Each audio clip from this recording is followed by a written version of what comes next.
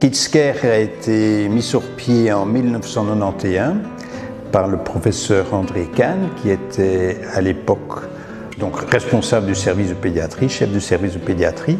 Et donc le mot qu'il utilisait, c'était humaniser. Il voulait humaniser l'hôpital, c'est-à-dire le rendre plus accueillant pour l'enfant malade. Et donc petit à petit, on s'est préoccupé de savoir comment on pouvait améliorer l'accueil de l'enfant malade et de sa famille dans l'hôpital, comment on pouvait faire que l'enfant malade ne se sente pas à l'hôpital quand il y était, comment on pouvait permettre à l'enfant malade de rester un enfant, c'est-à-dire quelqu'un qui joue, quelqu'un qui rit, quelqu'un qui va à l'école, quelqu'un qui se développe, etc.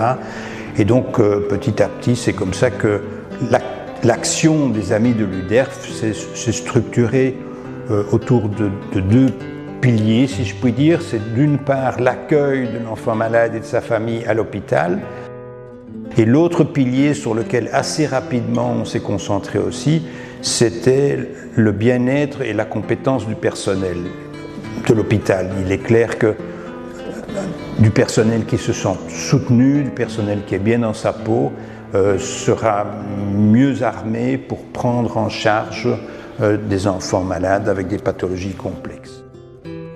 KidsCare, depuis sa création, a soutenu des centaines de projets. Donc depuis quelques années, on les numérote et on est déjà à 300 aidés. Alors donc, si on avait numéroté depuis 1991, on serait au-dessus de 1000, de toute évidence. Les docteurs Zinzin sont des professionnels, ce sont des comédiens qui ont suivi une formation de clown en milieu hospitalier. Ils sont 12 ou 13, je pense, aujourd'hui, et donc ils assurent un nombre d'heures assez considérable dans l'hôpital. Ils vont dans presque tous les secteurs de l'hôpital. L'hôpital dispose depuis assez longtemps d'une équipe de soins à domicile qui s'appelle Globulo. C'est effectivement de nouveau une activité primordiale qui demande à être soutenue parce que c'est un plus pour la qualité de vie de l'enfant très malade, pour la qualité de vie de l'enfant malade de longue durée, pris en charge à domicile. Et c'est un projet que les Amis de Lutte soutiendront toujours.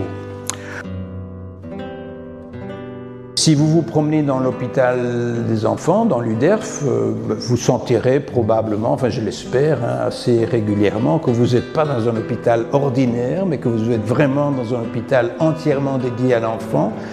Il y a donc, par exemple, des fresques à peu près partout. Je pense qu'il y a très peu d'endroits où il n'y a pas de fresques dans cet hôpital. Et les Amis de l'UDERF ont développé une culture de la fresque, et ça, je pense que ça amuse les enfants, ça repose les parents qui attendent. Les Amis de l'UDERF ont installé 13 aquariums dans l'hôpital. Donc les enfants, ça les fascine, on les voit assis devant l'aquarium avec leur nez sur le carreau, etc. Donc ils regardent les poissons, ils suivent les poissons. Ça crée une ambiance de calme et de repos. On entend les bulles de la machine qui fait les bulles, mais en sans ça, il n'y a aucun stress. Et donc les parents en bénéficient aussi. Les Amis de l'UDERF financent aussi des projets qui sont situés autour de l'UDERF, donc il n'y a pas que dans l'hôpital. Je commencerai par la plaine de jeux. À l'hôpital, il y a une véritable plaine de jeux et qui est réservée aux enfants hospitalisés et à leurs parents. Donc pour y avoir accès, il faut être hospitalisé et donc ça leur est réservé. Ils peuvent y aller équipés, ils peuvent y aller avec leur Baxter. Les Amis de l'UDERF ont contribué à l'installation de 2 jardins autour de l'hôpital, puisqu'il y a le premier, c'est le jardin de l'école de l'hôpital, qui est un grand jardin, qui est un jardin qui a été mis sur pied par un monsieur qui est un ingénieur agronome à la retraite, Papy Jardin on l'appelait, et qui a installé donc un jardin où les enfants hospitalisés et les enfants de l'école, donc des enfants non hospitalisés, des enfants de l'école Robert Dubois qui se trouve aussi à côté de l'hôpital. Donc c'est un projet assez magique. Il y a un autre jardin que nous appelons le jardin sensoriel, qui est un jardin qui a été créé à l'initiative d'une maman qui a passé beaucoup de temps ici aux soins intensifs et qui a trouvé qu'il manquait près de l'hôpital un endroit où les parents et les enfants et les soignants pouvaient un petit peu de temps en temps souffler, donc pouvaient aller prendre l'air dans un environnement calme, rassurant, qui leur permette de regonfler un peu leur batterie. Mais le principal souci de KidsCare, c'est le renouvellement des équipes. Et je